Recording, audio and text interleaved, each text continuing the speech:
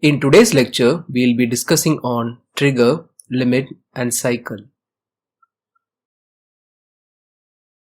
These are key variables that determine a breath cycle. Trigger denotes the point which starts the inspiration. Limit is the parameter which is controlled by the ventilator during a breath cycle. Cycle ends inspiration and begins expiration. In other terms, trigger is how a ventilator recognizes the patient efforts and starts inspiration. Limit is how the ventilator regulates gas flow during the breath. Cycling is how a ventilator decides to switch from inspiration to expiration. Trigger can be time or flow or pressure dependent. Limit can be pressure limited or volume limited. Cycling can be time cycle or flow cycle. We will discuss these parameters one by one. Time trigger. The machine triggers the breath at a set time based on set rate. Let us assume that the respiratory rate set is 30. Then the machine triggers the breath every 2 seconds. In a patient who is spontaneously breathing, the breath can cause changes in pressure and flow. The machine triggers the breath if the pressure in the circuit drops to a certain level. During this presentation, we will be trying to elaborate the pressure, flow and volume time scalars and how we can identify these phase variables in these scalars.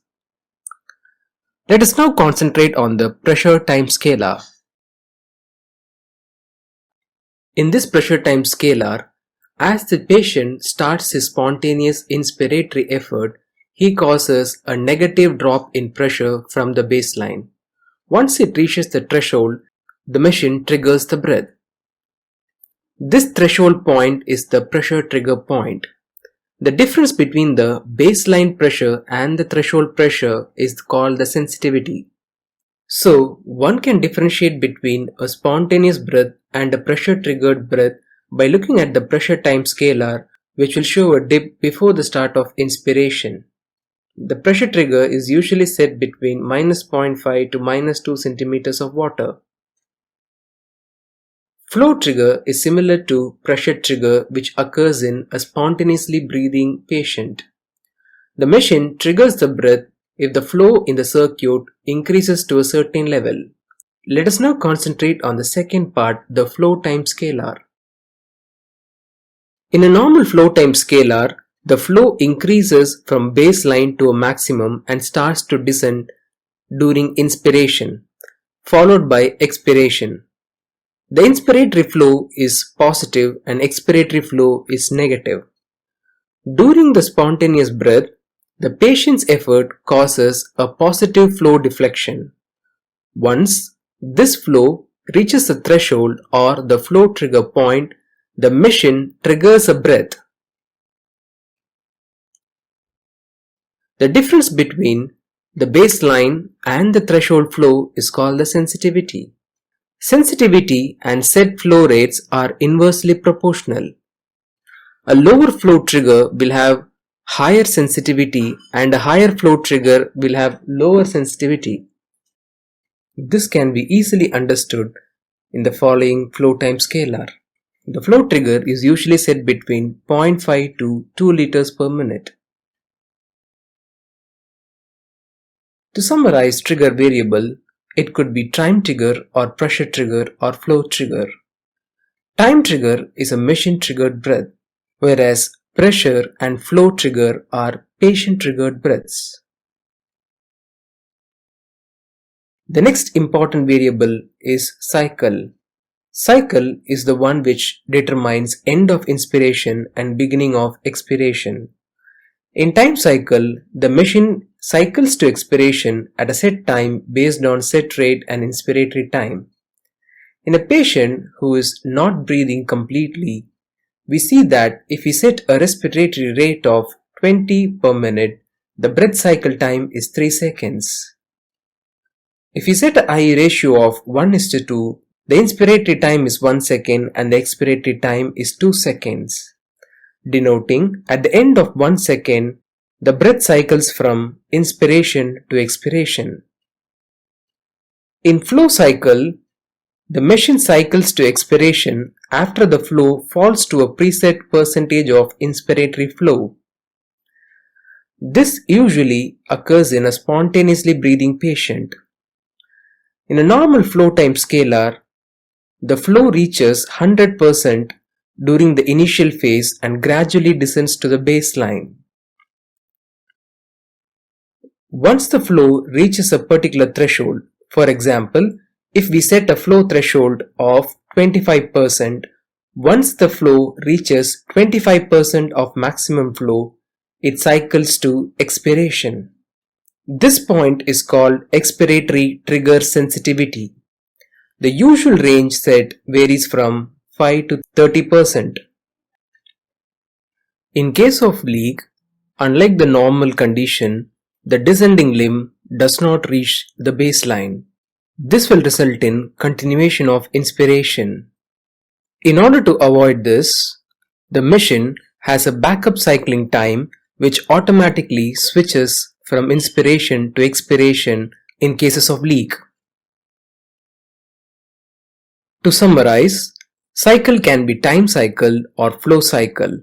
Time cycle breaths are seen in machine-derived breaths and flow cycle breaths are seen in spontaneous breathing. The third and the most important variable is the control or limit variable. It can be of pressure control or volume control.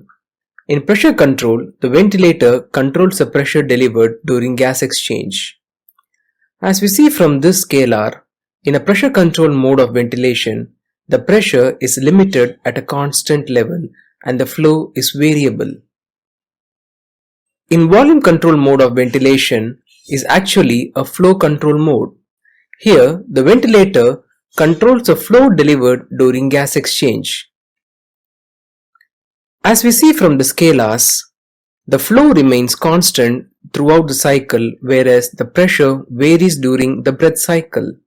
Thus, in order to identify whether a particular mode is volume control or pressure control, we need to see the flow and the pressure time scalars. If the flow time scalar is having a constant flow, it indicates volume control mode of ventilation, and if the pressure set is at a constant level, it indicates pressure control mode of ventilation. There are certain key differences between volume controlled and pressure controlled breaths. Volume control breaths give a stable tidal volume and hence a stable minute ventilation. However, they may deliver variable peak pressures. This can lead to asynchrony in an active patient. There is no leak compensation in volume control mode of ventilation. Since the peak pressure is variable for a set tidal volume, there is a potential for barotrauma due to uncontrolled peak pressures. In pressure control mode of ventilation, the pressures are stable and the tidal volumes are variable. This may in fact be useful as the flow varies with the demand of the patient.